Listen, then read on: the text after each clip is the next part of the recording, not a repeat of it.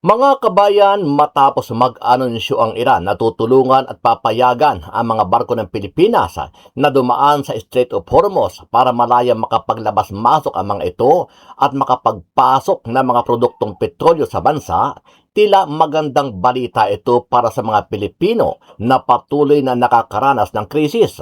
Ito ang inahayag ni Palace Press Officer Claire Castro sa isinagawang press briefing. Kung hindi kasi papayagan ng Iran ang mga sima ng Pilipinas na dumaan sa Strait of Hormuz, ay posible umanong umabot sa 170 kada litro ang presyo ng diesel sa susunod na linggo. Ayon sa industry sources, habang patuloy ang pagtaas ng global oil prices dulot ng umiigting na tensyon sa Middle East.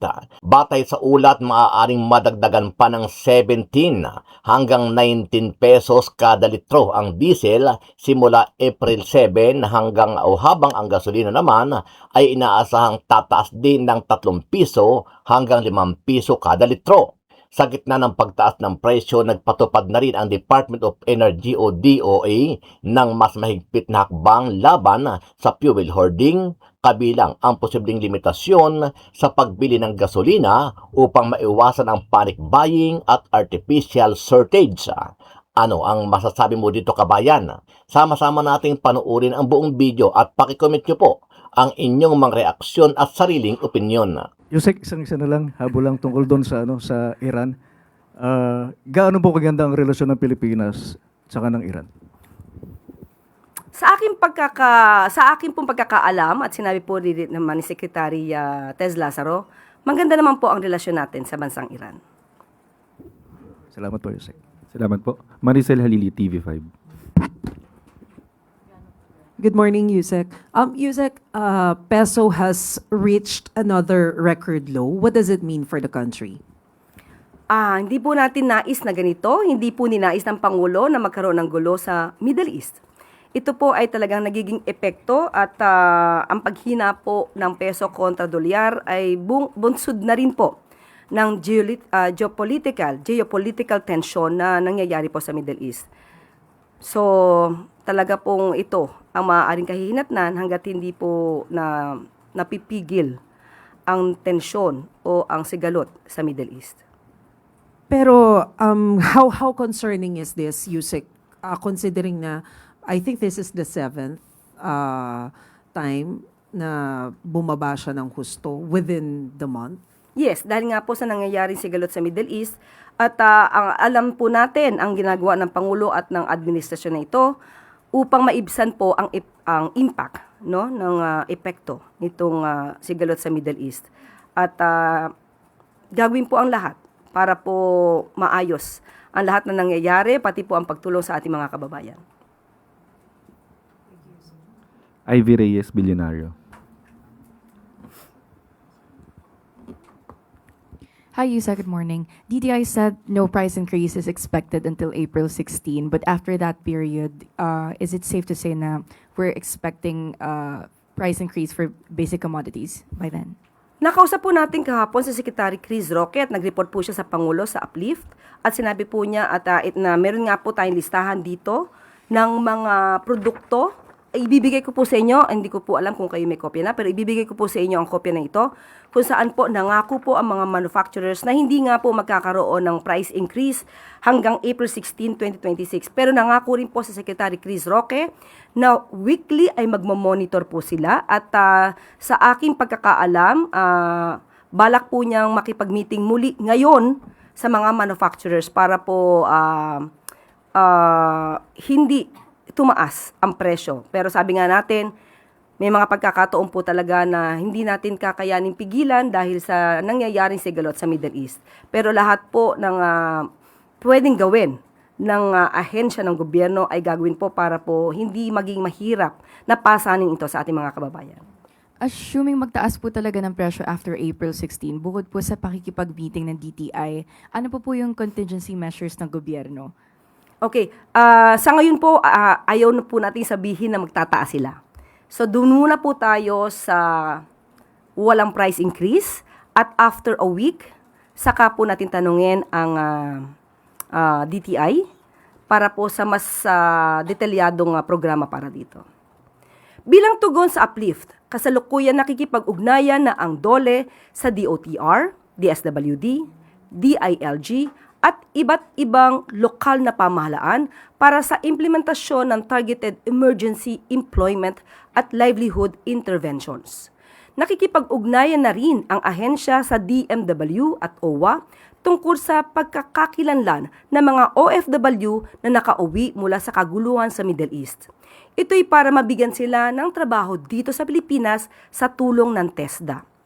Hindi ngayon ang panahon para mangamba o magpanik. Patuloy na nakabantay ang pamahalaan sa epekto ng gulo sa Middle East para sa ikapapanatag ng sambayanan. Mga kababayan, mayroon pong mahalagang post ito si dating Congressman Mike Defensor. At sinabi niya na araw-araw o almost everyday ay maglalabas po siya ng mga reports mula sa Commission on Audit para ma-update po ang ating mga kababayan on the gross incompetence and the high probability ng malawakang korupsyon sa iba't ibang sangay ng burokrasya ng gobyerno. Hindi lamang po hinggil sa pagkakasangkot sa 1.4 trillion pesos na anomalya at pangungulimbat sa flood control ng sindikato ni Marcos at Romualdez. Ang iba't ibang sangay ng gobyerno mayroon din po ng ganong kalagayan kung saan naglabas ng mga notice of disallowances ang Commission on Audit. At kapag nagkaroon po ng notice of disallowance, mayroon pong nakikita ang Commission on Audit na anomalya o illegal o kulang na mga pag-justify kung paano ginamit ang pondo ng pamahalaan. Yan pong ibig sabihin ng notice of disallowance, no? Ibig sabihin, mula doon sa Audit Observation Memorandum, maglalabas ang Commission on Audit ng notice of disallowance. Parang sinasabihan niya ang pamunuan ng naturang sangay ng gobyerno na, ops, hindi may paliwanag saan ito ginamit, ops, medyo mali ito ang paggamit ng pondo na ito. Yan po ang ibig sabihin ng notice of disallowance. And speaking about the notice of disallowance, ayon sa pagsasaliksik ni Congressman Mike Defensor, napakaraming mga sangay ng ahensya ng gobyerno sa ilalim ni Marcos ang may ganitong uri ng kalagayan.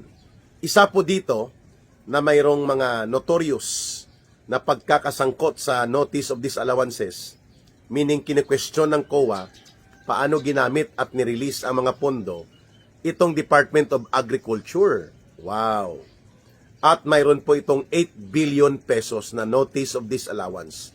Take note 8 billion pesos. At ito ay isa sa paboritong departamento ni Marcos Jr. at ng kanyang asawa at ng kanyang bayaw na si Martin Araneta. Tinatawag yan sa sirkulo nila na si Mike Alpha. M.A. Mike Alpha Martin Araneta. Ibig sabihin po, kung may notice of disallowance ang COA na ganun kalaki ang kinu-question na amount, mataas ang possibility nito na may mga sangkot sa iskandalo na naman ng korupsyon. At hindi natin pagkakalimutan, ito rin po ang binanggit ni Ginoong Saldico na ginawang gatasan o pinaghuhut-hutan ng pagkakakitaan ng pamilya ni Marcos ang Department of Agriculture, na kung saan ang agricultural importation ay namamanipulate, including po ang tinatawag na agricultural smuggling. At ito, itinuturo mismo ni Ginoong Saldico na ang pasimuno dyan ng mag-asawang Marcos. At kumikita sila sa agricultural smuggling and agricultural manipulation according to the videos released by Saldico nang hindi bababa, mga kababayan, sa loob ng 3 taon, mga 20 billion pesos na ang kinita nila mula dyan sa agricultural smuggling na yan or agricultural import manipulation.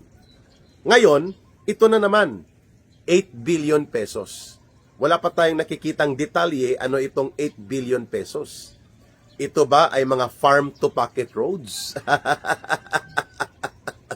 Farm-to-pocket roads, ha? Walang farm-to-market road. Kasi wala naman talagang kalsada, kundi farm-to-pocket roads. So mga kababayan, itong inilabas ng Commission on Audit as revealed by former Congressman Mike Defensor, malaking amount ito 8 billion pesos.